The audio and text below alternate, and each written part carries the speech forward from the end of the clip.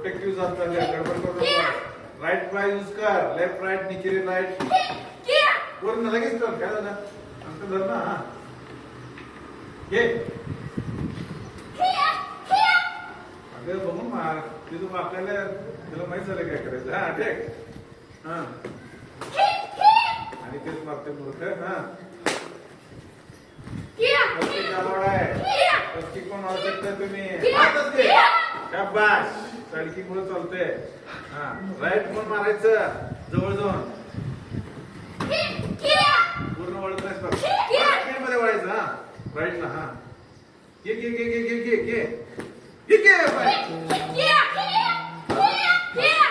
हजार वेळा सांगितलंय लेफ्ट पुढं पॉइंट नाही आहे